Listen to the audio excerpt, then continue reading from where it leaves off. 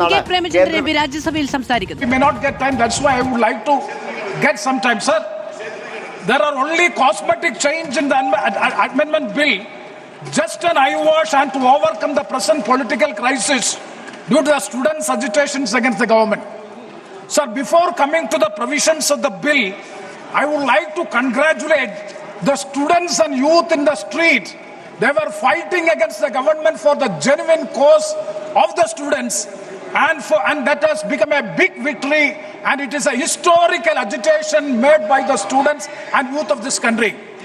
Sir, at the same time, I would like to demand before this House, let the Honorable Home Minister, because on 20th July, we have experienced the brutal, inhuman and barbarous lathi charge, and also using the weapons, and it has never seen in the history of India against the students of this country, youth of the country. The future of the country is being brutally attacked, and AK-47 gun is used, and so many other weapons are used. I would like to know that who is responsible for this. So we demand that let the Honorable Home Minister come to the House and make a statement before the House. Why? Because Honorable Education Minister has resigned.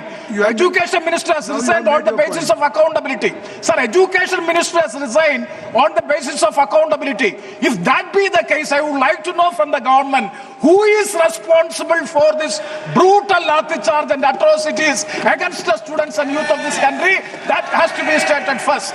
Sir, coming to the provisions of the bill, sir, this bill is lacking bona fides. Why I am saying is that the aims and objects, it is saying that it is to strengthen the fairness and credibility of the public examination system.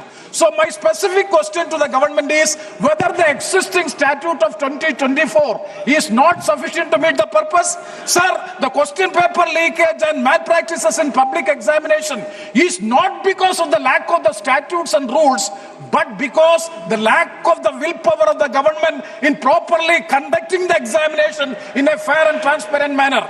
It is not because of the lack of legislation, but it is because of the lapses of the government. Sir, the repeated NEET question leak as well as the CBC examination on-screen marketing system raw, that is also very important as far as the CBSE students are concerned.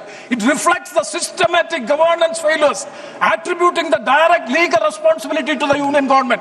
Sir, the government of India is solely... Sir, I've just started. You have made all points. I've just started. You have made your all points. Sir, Rahul ji will speak after this. Sir, I've just started. Please conclude. No, I have just started. If that be the case, I will not speak. Already taken 3 minutes. So, sir, intervention from the chair.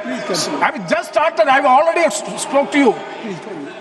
So, the government of India is solely responsible for the systemic failures of the question leakage and also in conducting the public examination during the last 1 decade. Sir, NEET UG question leak is the result of corruption, organized cheating, bribery, illegal payments, conspiracy, abuse of public trust and financial exploitation.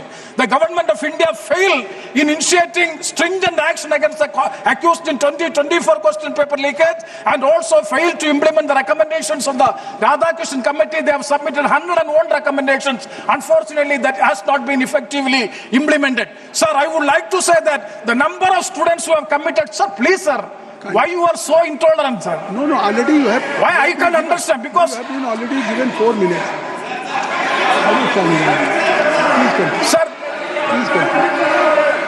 Sir, the number of students suicide in India is increasing over the past decade. So the National Crimes Record Bureau, the data showing that 65% rise in student suicide between 2013 and 2023. Why it is? Because is it not the inefficient and the incapability and the irresponsibility of the government in conducting the public examination and all? Sir, I'm not going to all that. It's one point, very important point, which has not been highlighted in this house, that is regarding the economic impact of NEET. With that point, I will conclude. So it's a very important point. So the most under-examined demographic consequence of NEET's current design is drop year. Approximately 70% of the NEET qualifiers in any given year are repeaters, students sitting in the examination for the second time, third time and fourth time. That means India has an estimated of 30 to 35 lakh young people between the age of 18 and 24, and they are in a state of suspended development animation. They are not in higher education, they are not in employment, they are not acquiring any skill, but waiting for a result that may not arrive. The economic cost is equally important. Sir, I'm concluding. Each drop year, a family's living expense plus coaching fees, it will come around to 3 to 6 lakhs of rupees per year. 30 lakh students aggregate cost of the drop year economy exceeds 90,000 crore. This money does not circulate in the productive economy, does not generate skills, and does not build any human capital. It evaporates only into the coaching industry. So, sir, my suggestion and my submission is kindly entire revamping of the NEET examination is required.